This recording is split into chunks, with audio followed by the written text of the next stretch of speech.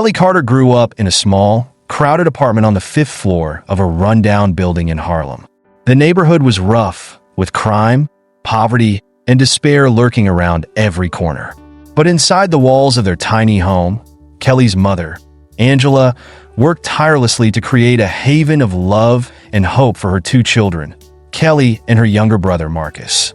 The rare moments when they could all sit down together, with Angela's homemade stew filling their bellies, were moments of peace in a world of chaos. From a young age, Kelly had always been different. While other kids in her neighborhood dreamed of escaping the harsh realities of their lives, Kelly dreamed of changing them. She didn't just want to leave Harlem. She wanted to come back and make it a better place.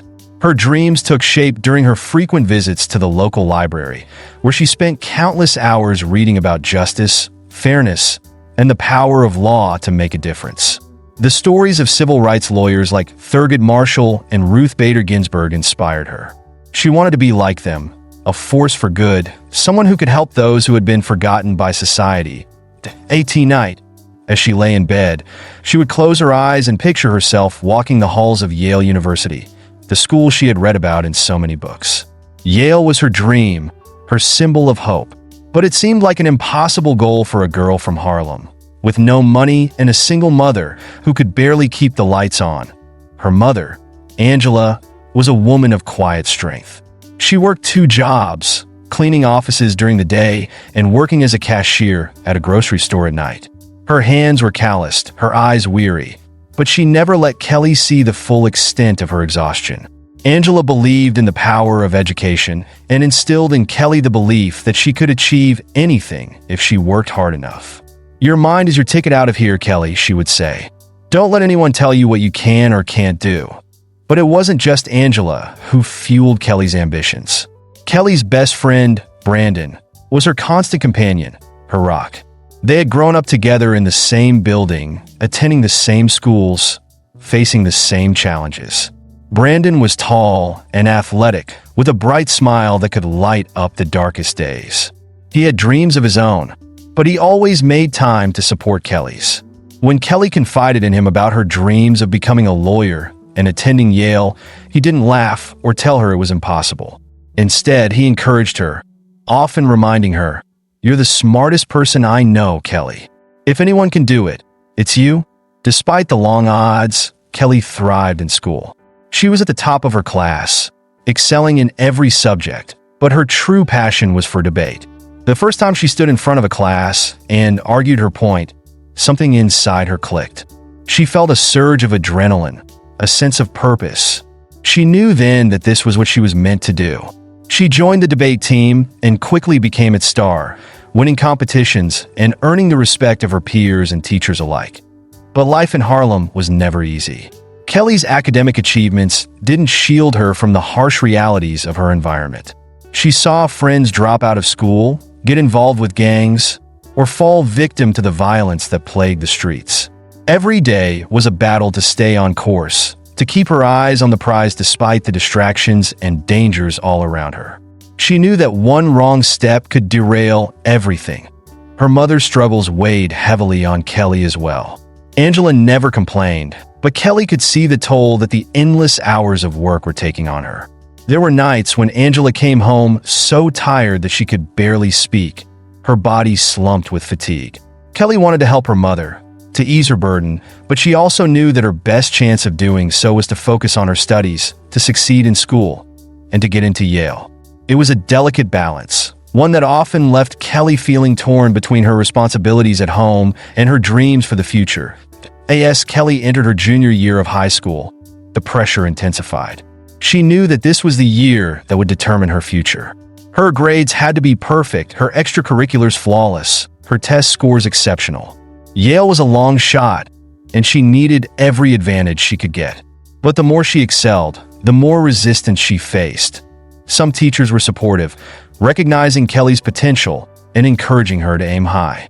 Mrs. Thompson, her history teacher, was one of them. She saw something special in Kelly and often stayed after class to help her with college applications and scholarship essays. But not everyone was as encouraging. Mr. Davis, her guidance counselor, was less optimistic. Yale is a very competitive school, Kelly, he told her one afternoon during a meeting about her college plans. It's not just about being smart. You need connections, a strong financial background, things that, frankly, most kids from here don't have. His words stung, but Kelly refused to let them deter her. She had heard similar doubts before, from teachers, classmates, and even strangers. But she knew what she was capable of. She knew that she had something that couldn't be measured by numbers or connections. She had determination, grit, and a desire to succeed that burned brighter with every obstacle she faced. Brandon was always there to lift her spirits. He became her study partner, her sounding board, her biggest cheerleader. They would spend hours in the library, poring over textbooks, practicing SAT questions, and discussing the future. "You're going to make it, Kelly," he would say whenever she felt overwhelmed. "You're going to get into Yale, and you're going to change the world." But the path was anything but easy. Kelly had to juggle her schoolwork with part-time jobs to help her mother make ends meet. She tutored younger students in math and English, worked at a local grocery store on weekends, and even babysat for neighbors when she had the time. Her schedule was grueling, and there were nights when she barely got any sleep, her mind buzzing with worries about the future. The pressure was immense, but Kelly knew she couldn't afford to slow down. She was racing against time, against the statistics, against a system that was not designed to help girls like her succeed. One evening, after a particularly exhausting day of school and work, Kelly came home to find a letter waiting for her. It was from the National Black Law Students Association, an organization she had applied to for a scholarship months ago. Her hands trembled as she opened it, her heart pounding in her chest. As she read the words, tears filled her eyes. She had been awarded a full scholarship to any law school. She was accepted into IT. Was a moment of pure joy, a glimmer of hope in the midst of so much uncertainty. She ran to find her mother, who was sitting at the kitchen table, her face etched with worry lines. "Mom, I got it!" Kelly exclaimed, thrusting the letter into Angela's hands. "I got the scholarship." Angela read the letter, her eyes widening in disbelief. Then she pulled Kelly into a tight embrace, tears streaming down her face. "I'm so proud of you, Kelly," she whispered. "You've worked so hard for this. I knew you could do it." For the first time, Kelly allowed herself to believe that her dream was within reach. The scholarship was a game changer. It meant that she could afford to go to Yale, to pursue her passion for law without the crippling burden of debt. But at Thigh, ready to face whatever challenges lay ahead. But even as she celebrated this victory, Kelly knew that the hardest part was yet to come. The scholarship was only the first step. She still had to get into Yale, and the competition was fierce. She spent the next few months buried in textbooks, preparing for her SATs, and working on her college application essays. Every detail had to be perfect, every word meticulously chosen. She knew that this was her one shot, and she couldn't afford to make any mistakes. Brandon was by her side every step of the way. He quizzed her on vocabulary words, helped her practice her interview skills, and offered words of encouragement when the pressure became too much. "You're going to ace this, Kelly," he would say. "Just keep pushing." The day of the Yale interview was one of the most nerve-wracking experiences of Kelly's life. She wore the best outfit she had, a simple, yet elegant dress that her mother had bought for her after saving up for months. As she sat in front of the admissions committee, she spoke from the heart. She told them about her upbringing in Harlem, her passion for justice, and her desire to use her education to help her community. She spoke with confidence, but also with humility, knowing that this was her moment to prove that she belonged at Yale. The interviewers listened intently, occasionally nodding or jotting down notes. Kelly couldn't read their expressions, but she hoped that her sincerity had come through. When it was over, she left the room feeling a mixture of relief and anxiety. Now, all she could do was wait.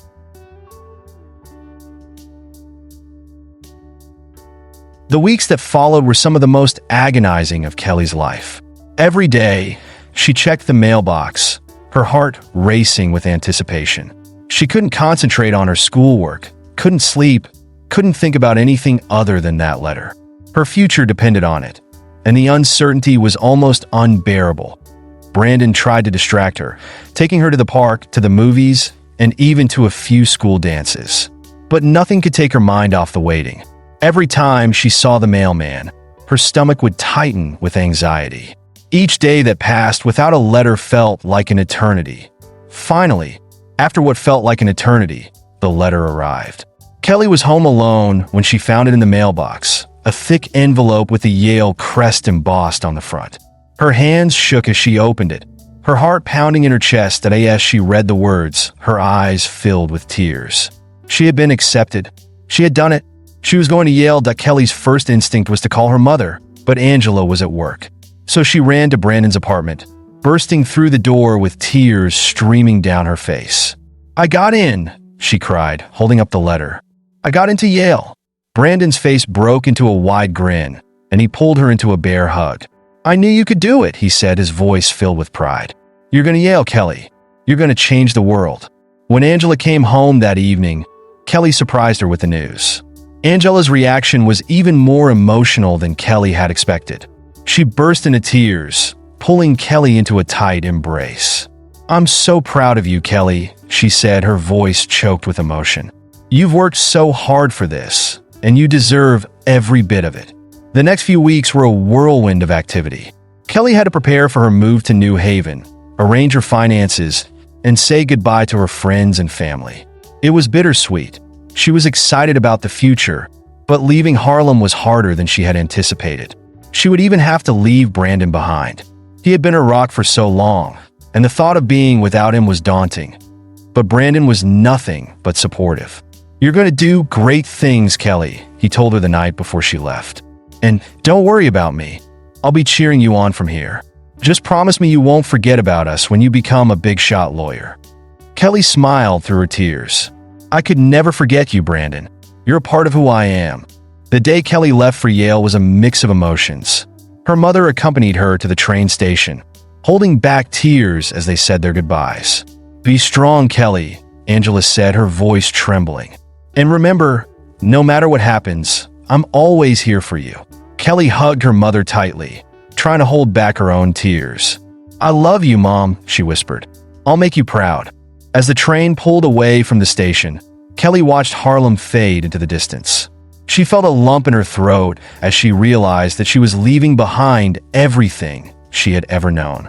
But she was also filled with a sense of excitement and anticipation. This was the beginning of a new chapter in her life, one that she had worked so hard to achieve. When she arrived at Yale, Kelly was overwhelmed by the beauty of the campus. The grand buildings, the sprawling lawns, and the historic architecture were a far cry from the concrete jungle of Harlem. But as she walked through the gates, she felt a surge of determination. This was where she belonged, and she was ready to prove herself. The first few weeks were a whirlwind of orientation events, classes, and meeting new people. Kelly was both excited and intimidated by her new environment. The other students seemed so confident, so self-assured, and many of them came from wealthy backgrounds that were worlds away from her own. But Kelly knew that she had earned her place here, and she was determined to make the most of it. She quickly fell into a routine, balancing her coursework with her part-time jobs. The workload was intense, and the expectations were high, but Kelly thrived under pressure. She spent long hours in the library, studying late into the night, determined to succeed. But despite the challenges, she never lost sight of her goal. She was here to become a lawyer, to make a difference in the world, and she was willing to do whatever it took to achieve that dream. But life at Yale wasn't just about academics. Kelly also made time to explore the campus, attend events, and meet new people. She joined the Black Law Students Association, a group that provided her with a sense of community and support. She also continued to participate in debate, quickly establishing herself as a formidable competitor that as the eager months passed, Kelly began to feel more at home at Yale. She missed Harlem, missed her mother and Brandon, but she knew that she was where she was meant to be. She had come a long way, and she was just getting started. Kelly Carter had a dream, and she was making it a reality. As Kelly settled into her life at Yale, the weight of her responsibilities grew heavier. The initial excitement of being accepted into one of the most prestigious universities in the world had given way to the harsh reality of the workload and the relentless pace of academic life. Her classes were more demanding than anything she had ever encountered before, and the competition was fierce. Every student in her program was brilliant, and many of them had resources and support that Kelly could only dream of. The scholarship she had received covered her tuition, but living expenses in New Haven were high, and Kelly found herself struggling to make ends meet. She took on 2 part-time jobs, one as a research assistant in the law library and another at a local cafe. The hours were grueling, leaving her little time for sleep or relaxation. She often found herself falling asleep over her textbooks, waking up with a start in the early hours of the morning, only to rush off to her next class or shift. The pressure began to take its toll. Kelly's grades started to slip, and she found herself questioning whether she was truly cut out for this. The sense of isolation weighed heavily on her. She missed her mother, missed Brandon, missed the familiarity of Harlem. The supportive community she had found in high school seemed a world away, replaced by an environment that was both exhilarating and unforgiving. The more Kelly struggled, the more she withdrew from the people around her. She didn't want to admit that she was having a hard time.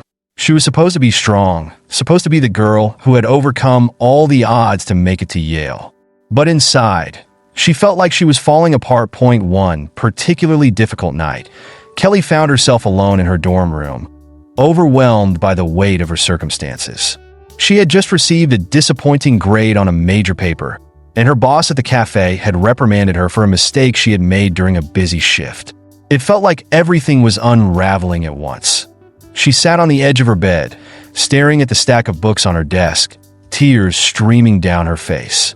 The dream that had once seemed so clear now felt impossibly distant. She wondered if she had made a mistake, if she was in over her head. Maybe Mr. Davis, her high school guidance counselor, had been right. Maybe Yale was too much for a girl like her. In her despair, Kelly made her way to the small church on the edge of campus. She had passed by it many times, but had never gone inside.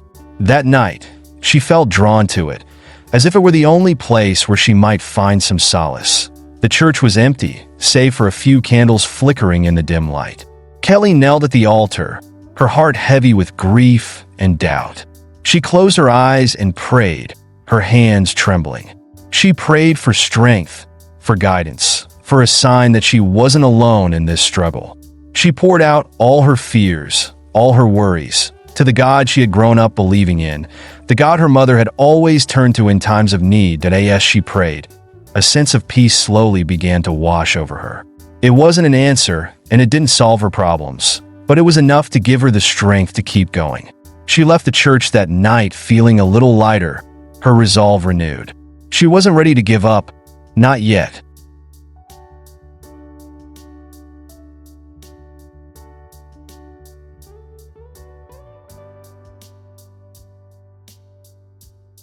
After that night, Kelly made some changes. She realized that she couldn't do this alone, and she didn't have to. She reached out to her professors, asking for help and guidance. She joined study groups with other students, finding that she wasn't the only one struggling. They supported each other, shared notes, and worked together to understand the material. Kelly also reconnected with the Black Law Students Association, attending their meetings and social events. The group provided her with a much-needed sense of community. She met upperclassmen who had been through similar struggles and who offered her advice and mentorship. Slowly, Kelly began to find her footing again. She also started to reconnect with her roots, drawing strength from the values and lessons her mother had instilled in her. She began volunteering at a local community center, helping to tutor underprivileged children. It reminded her of why she had come to Yale in the first place, to make a difference. The children looked up to her, seeing her as a role model, and their admiration reignited her passion for her studies. Brandon, too, was a constant source of support. Though they were miles apart, they kept in touch through phone calls and texts. He always knew just what to say to lift her spirits, reminding her of how far she had come and how much further she could go. "You're stronger than you think, Kelly," he would tell her. "You've already overcome so much. Don't let this stop you." With the support of her friends, mentors, and the community she had found, Kelly's grades began to improve. She was still working 2 jobs, but she learned to manage her time better, prioritizing her studies without sacrificing her mental and physical health. She started to see the light at the end of the tunnel. As graduation approached, Kelly faced one final challenge: the bar exam. It was the culmination of everything she had worked for, the key to becoming a lawyer. The pressure was immense, but Kelly was determined to succeed. She knew that passing the bar would not only fulfill her dream, but also validate all the sacrifices she and her family had made. Kelly dedicated herself to her studies like never before. She cut back on her work hours, spent long nights in the library, and attended every review session she could find. The exam loomed large, but Kelly faced it with the confidence that she had earned through years of hard work and perseverance. When the day of the bar exam finally arrived, Kelly walked into the exam room with her head held high. She was nervous, but she was also ready. She had studied every possible scenario, prepared for every question, and she knew that she had done everything in her power to succeed. The exam was grueling, but Kelly powered through it, focusing on each question with unwavering determination. When it was over, she walked out of the exam room feeling a mixture of relief and exhaustion. All she could do now was wait. The day Kelly received her bar exam results was one of the most emotional days of her life. She had returned to Harlem for a brief visit, needing to be close to her family as she awaited the results. Her mother was at work, and Brandon was busy with his own job, so Kelly was alone in the apartment when the email arrived. Her hands trembled as she opened the email, her heart racing. She scanned the document, her breath catching in her throat. She had passed. Tears filled her eyes as she read the words over and over again. She had done it. She was officially a lawyer. Kelly called her mother first. Her voice choked with emotion as she shared the news. Angela cried tears of joy, her pride evident in every word she spoke. "I always knew you could do it, Kelly," she said. "You've made all of us so proud." Next, Kelly called Brandon, who shouted in excitement when he heard the news. "I knew you would crush it," he exclaimed. "You're amazing, Kelly. I can't wait to see what you do next." The news spread quickly, and soon Kelly was receiving congratulations from friends, family, and even former teachers. The sense of accomplishment was overwhelming, but it was also a reminder of how far she had come. In the months that followed, Kelly returned to Harlem, not as the girl who had once struggled to make ends meet, but as a successful lawyer with a bright future ahead of her. She took a job with a nonprofit organization that provided legal aid to low-income families, fulfilling her promise to give back to her community. Her return was met with admiration and respect. She was no longer just Kelly from Harlem. She was now Kelly Carter, ESQ, a beacon of hope for others who dared to dream. The children she tutored at the community center looked up to her, seeing in her a living example of what was possible. That Kelly's relationship with her mother deepened as they shared the fruits of their labor. Angela no longer had to work 2 jobs, and they could finally afford to move out of their old apartment into a nicer home. Kelly also reconnected with Brandon, who had been her constant support throughout her journey. Their bond had only grown stronger with time, and they often talked about the future, dreaming of what they might achieve together. As Kelly stood on the steps of the courthouse on the day she was sworn in as an attorney, she reflected on the journey that had brought her here. It had been a long and difficult road, filled with obstacles and challenges, but she had never given up. She had faced every hardship with courage and determination, and now she was ready to begin the next chapter of her life. Looking out at the city she loved, Kelly smiled, knowing that she had fulfilled her dream, and that her story was far from over.